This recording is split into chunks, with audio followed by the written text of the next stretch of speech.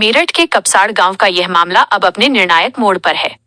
जिस गुत्थी के उलझने की कर रहे हैं, पुलिस ने उसमें बड़ी कामयाबी हासिल कर ली है।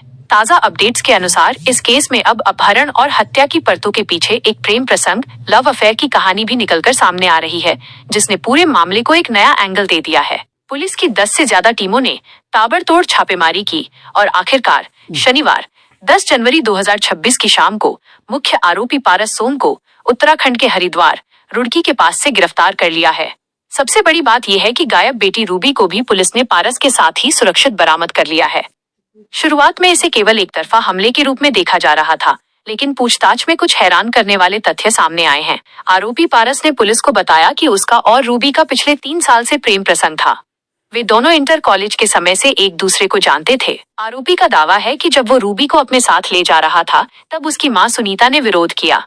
इसी छीना झपटी और हाथापाई के दौरान पारस ने धारदार हथियार फरसा बलकटी से सुनीता पर हमला कर दिया, जिससे उनकी मृत्यु हो गई। गांव वालों के अनुसार कुछ समय पहले इनके संबंधों को लेकर एक पंचायत भी हुई थी, जिसमें लड़के पक्ष पर जुर्माना लगाया गया था। नगीना सांसद चंद्रशेखर आजाद को पुलिस ने कानून व्यवस्था का हवाला देते हुए गाजियाबाद यूपी गेट डासना के पास रोक दिया था। रोके जाने के बाद चंद्रशेखर आजाद ने पुलिस को चकमा देने के लिए हाईवे पर ही दौड़ लगा दी और बाद में बाइक पर बैठकर आगे निकलने की कोशिश की। सरकार ने पीड़ित परिवार को 10 लाख रुपए की आर्थिक सहायता दी है और परिवार के एक सदस्य को नौकरी व शस्त्र लाइसेंस दिलाने का आश्वासन दिया है, जिसके बाद ही सुनीता का अंतिम संस्कार संभव हो सका। गांव में अभी भी भारी पुलिस बल और पैक तैनात है। पुलिस अब रूबी का बयान कोर्ट में दर्ज कराएगी, ताकि ये साफ हो सके कि वो अपनी मर्जी से गई थी या उसका वाकई अपहरण हुआ था।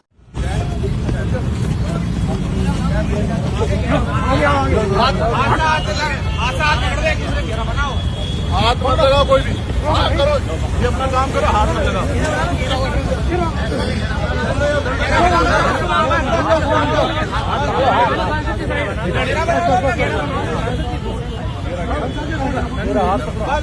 साइड में लो, उधर लो, साइड में लो, साइड उधर पकड़ेगा,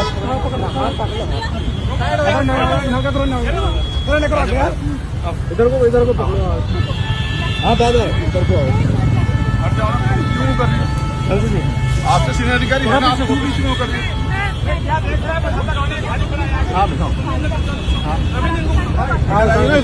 आप देखिए, आप मैं क्यों करूँ?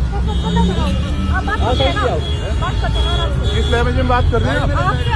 अरे किस लहजे में? किस लहजे में? मैं कोई जूनियर हूँ आपका, जो आप ऐसे बात कर रहे हैं? कर्मचारी हूँ, हाथ रहिए आप। चलो आराम से, दीदी बोलो, बोलो सर, बोलो सर, सर से मुझे सुनाना है। आप लोगों ने मैं आपको सुनाऊं? हटो भाई, हटो, छोड़ दे, शांत कर दूं मैं।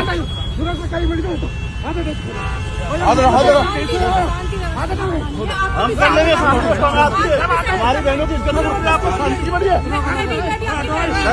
आप नहीं बहन, अगर चोट लगी ना मुझे लेने के देना रख दो।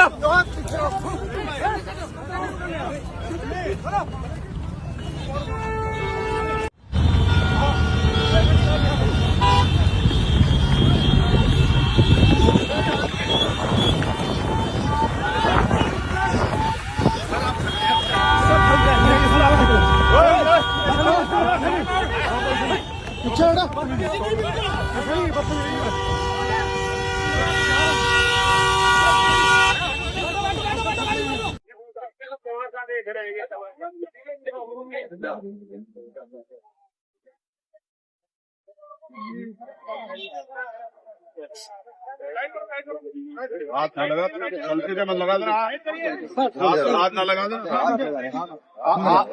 गिरवान पकड़ रहे हो, गिरवान पकड़ रहे हो, गिरवान पकड़ो, दिमाग खराब हो, गिरवान पकड़ोगे, गोली मार रहे हो किस आधार में? हाँ भाई, साइड में कर लो, साइड में करो, साइड में करो, साइड में लो, साइड में व्यवहार मत करो ना, भाई यार मत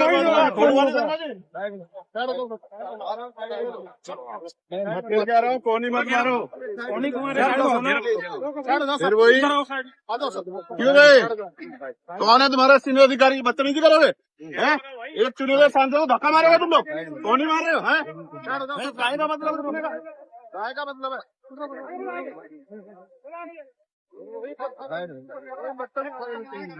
ये नुकसानदायक हो जाएगा।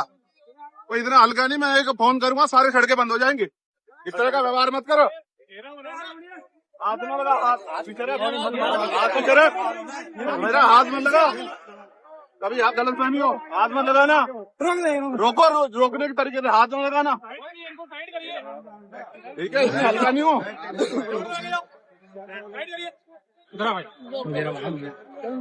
जैसे रोक सकते हो रोको, अगर हाथ लगाया कोई भी फिर अच्छा नहीं होगा। एक कहते हैं ना कि कोई किसी के जख्म को मरहम नहीं लगा सकता, लेकिन बात करने, दर्द सुनने में हल्का हो जाता है। और यमराज जो है उसे कहीं और पहुंचा देगा, लेकिन यहाँ यमराज 52 घंटे सो रहा है या छुट्टी पे है। इसका जवाब मुख्यमंत्री दें। डब्बे खाली रहेंगे इस बार। इसको जानना है पुलिस ने क्या किया। अगर फिर लगा कि हाथ खाली है तो फिर संघर्ष जारी। नहीं, मैं कोई बहुत बड़ा कोई वो हूँ क्या जो मेरी बात से कोई डरेगा भाई। मैं तो साधारण सा आदमी हूँ, कमजोर वर्गों का एक देखिए, मांग पहले तो ये है कि परिवार से बातचीत हो जाए।